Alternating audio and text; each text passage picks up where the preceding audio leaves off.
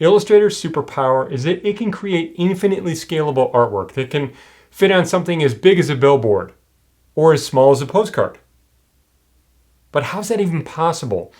You might be thinking, I've tried to make photos bigger and they just end up looking like this.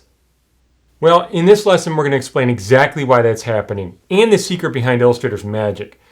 But before you get into the tutorial and you practice, let's explore what makes Illustrator amazing.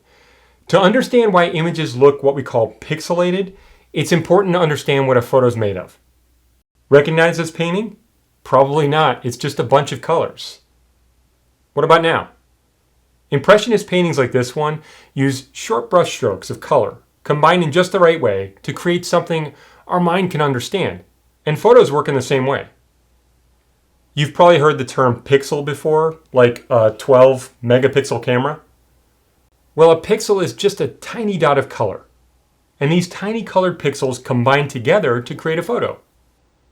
So that 12 megapixel image of your friends you've got on your phone, it's really just millions of tiny pixels. So why do photos look pixelated if you try making them too big?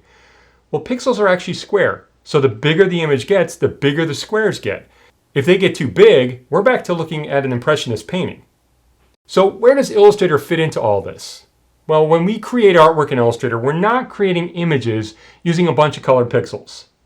We're using an entirely different method. This method is called vector art, and it's the secret behind Illustrator's superpower.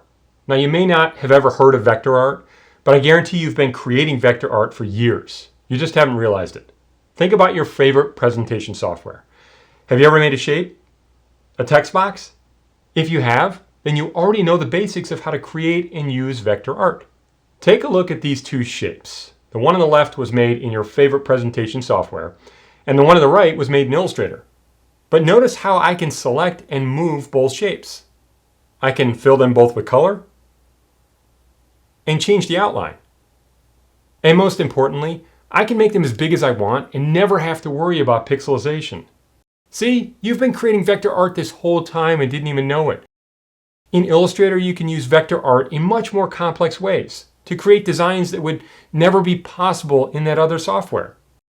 In this orientation series, you'll learn what you need to get a jump start in Illustrator and begin creating your own graphics, illustrations, and more. Now it's your turn. Start this tutorial with step-by-step instructions to explore some vector art and see this all in action.